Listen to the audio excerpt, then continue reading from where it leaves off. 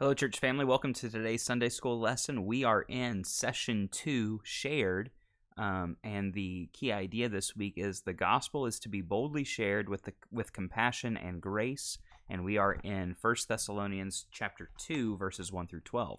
We're going to start off by asking the question, how does persecution for one's faith in Jesus lead to a stronger faith in him?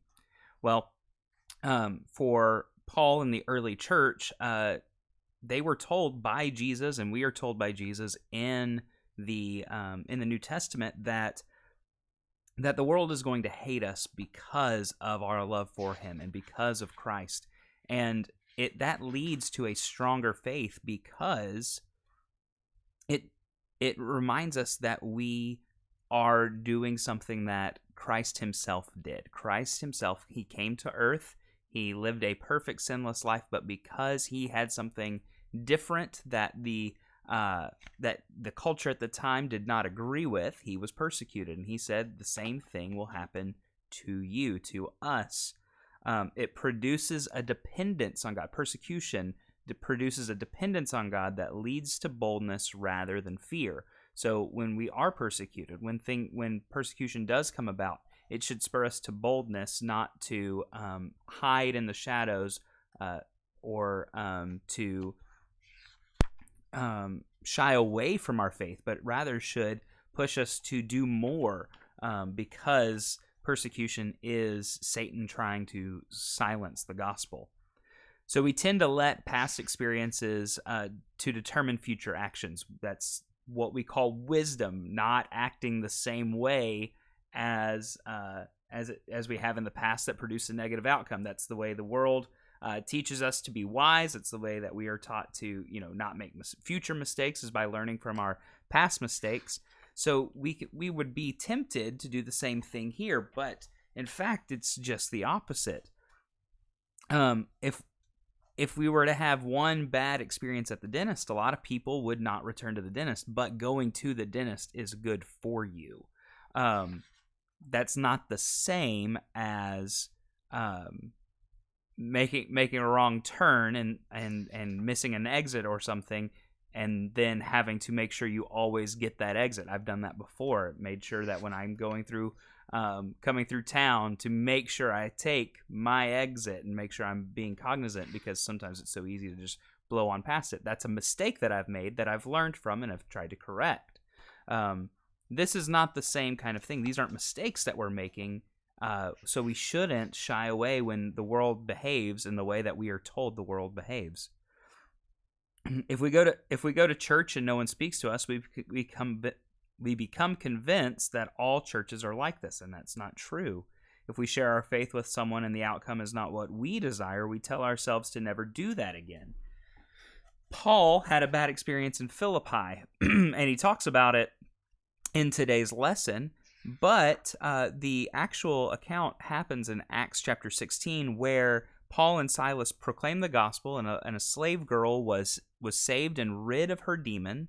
And instead of celebration at this girl's freedom from this demon, they were persecuted, and they were taken before the ruling class, beaten, and sent to prison.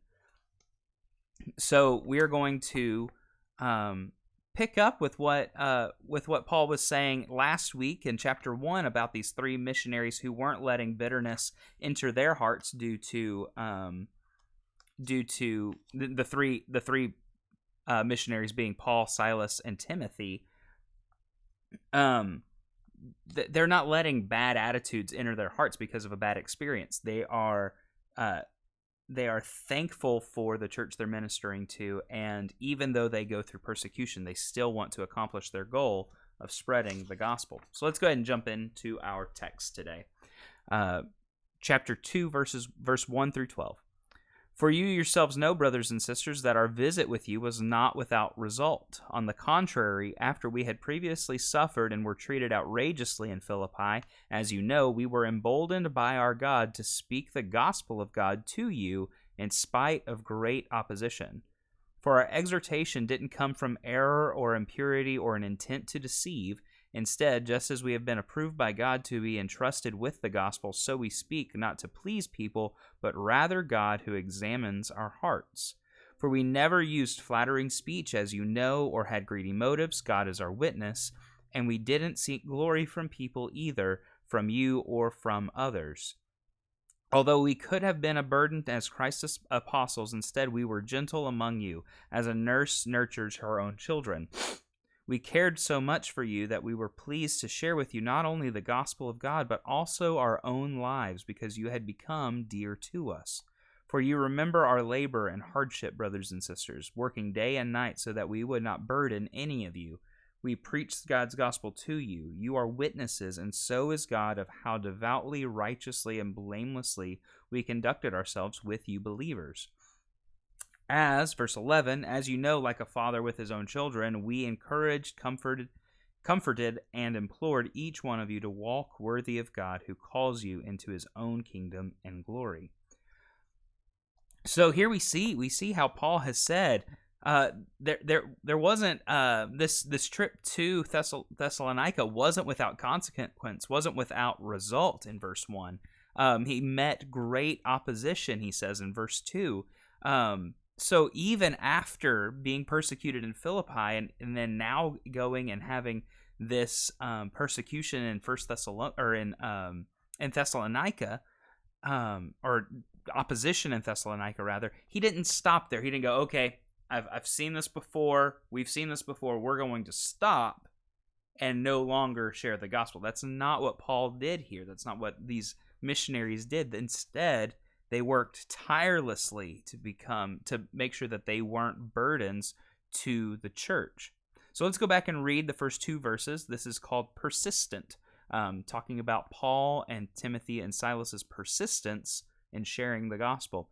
For you yourselves know, brothers and sisters, that our visit with you was not without result. On the contrary, after we had previously suffered and were treated outrageously in Philippi, as you know, we were emboldened by our God to speak the gospel of God to you in spite of great opposition. So here there was opposition. They met opposition in not just in Philippi, but also in Thessalonica. There were people who were opposed to the gospel, and that could be an obstacle to some of us, to all of us, really, of when we want to share the gospel with someone, but we've had a bad experience in the past where someone responded negatively. Maybe they called us a name. Maybe they said some very mean things to us, or maybe they just didn't respond well to it and shut down the conversation. Well, we don't want to have those experiences every time we want to share the gospel. So that could be an obstacle. So let's answer the question, how might a past challenge become an obstacle to the person sharing the gospel? Well, it makes us not want to do it because it does hurt. But it's important for us to remember that when someone rejects the gospel, that doesn't mean they're necessarily rejecting us. They are rejecting Christ. That is where their hearts are at. They're rejecting the gospel of Jesus, not the gospel of Chris, not the gospel of whomever. They are hearing the word and are opposed to it. And it's our responsibility to remember that we can't save anybody. It's not us that saves anyone. So instead of getting our feelings hurt, which it's hard to do, it's very hard to not get our feelings hurt. We get discouraged. We get our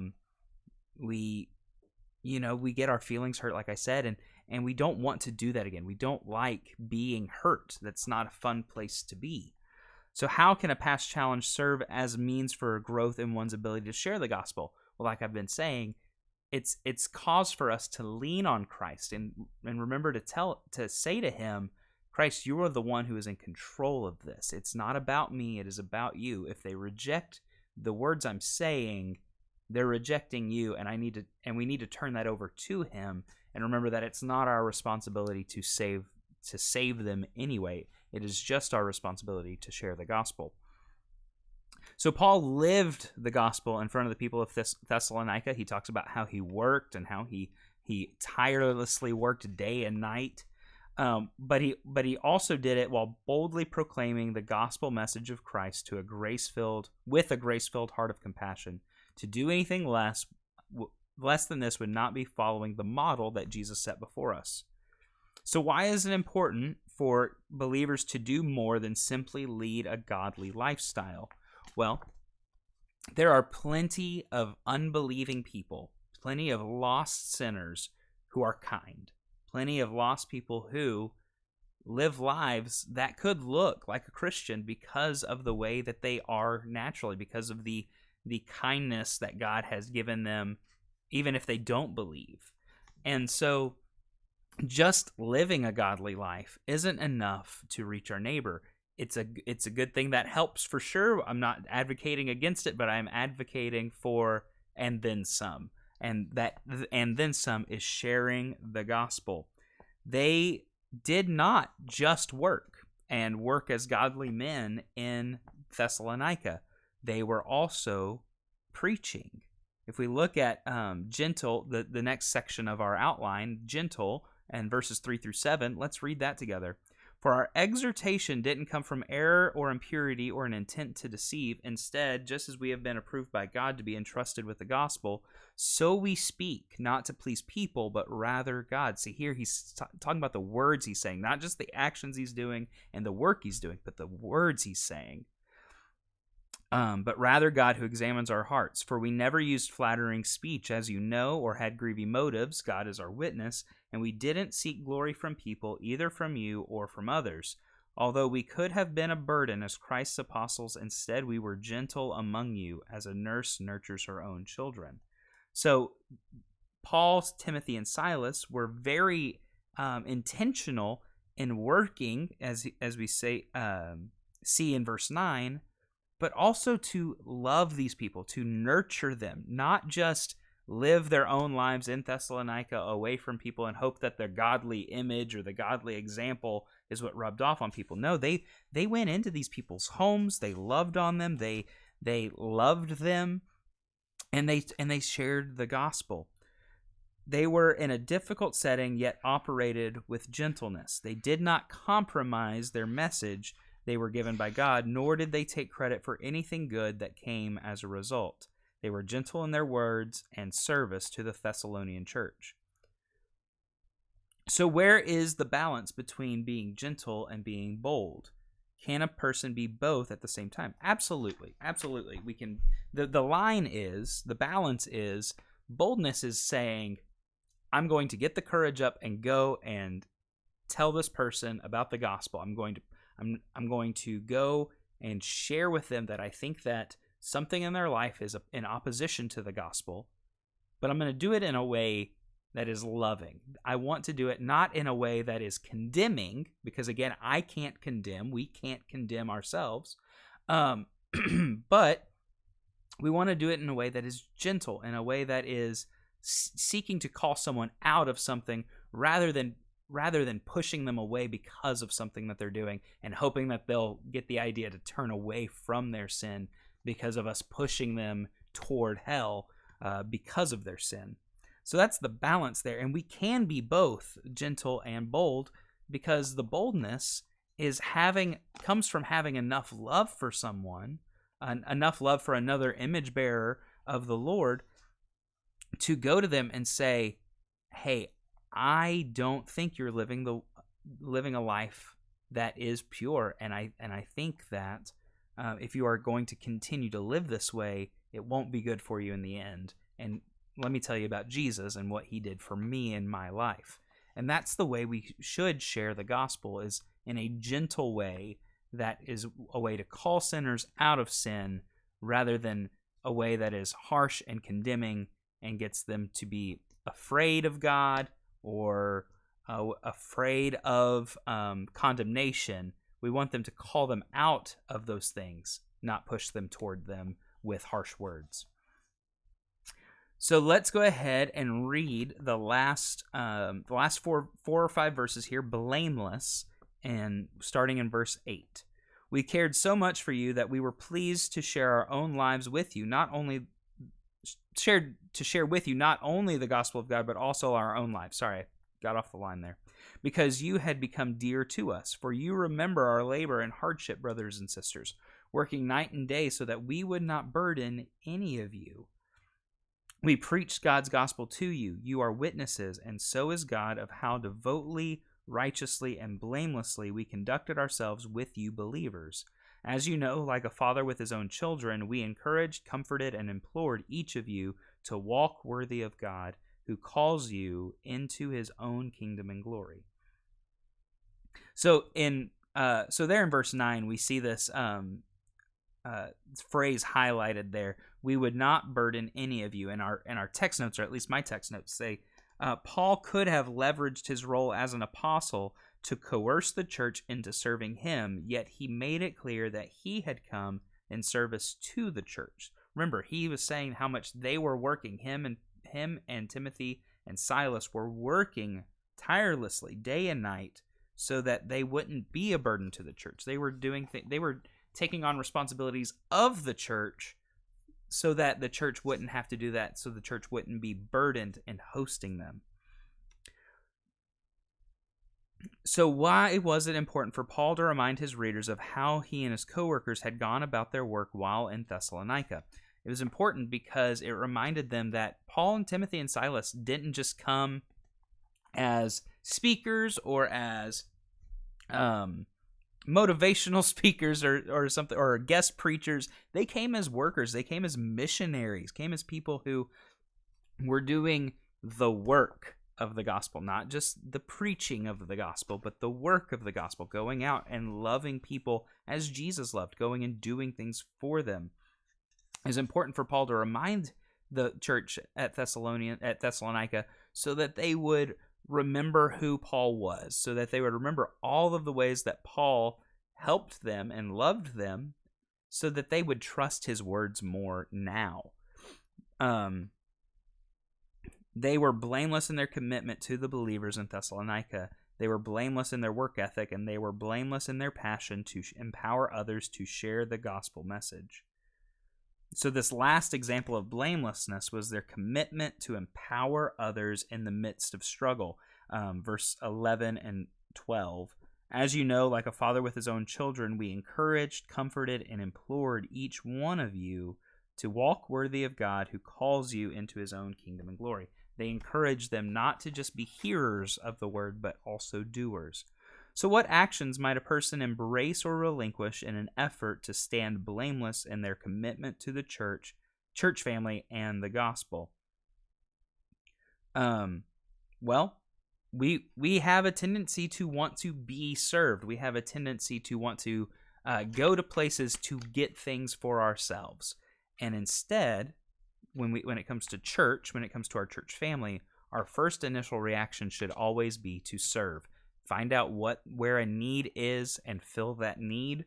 That is the action that we should embrace, and the action we should relinquish is sitting back and letting ourselves be served, because that is not what we are called to do as a local body. We are not called to be consumers. We are not called to be people who come in and listen and leave. We are called to be people who come in, who listen, who pray, who worship, and then we also go and share the gospel, and we go and do.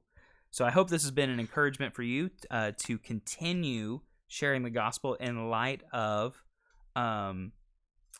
persecution, in light of bad past experiences. Remember that rejection is not rejection of you, but rather a rejection of the gospel, and we should not take that personally, because it is not our job to save people. It is merely our job to share the gospel. Thanks. Bye-bye.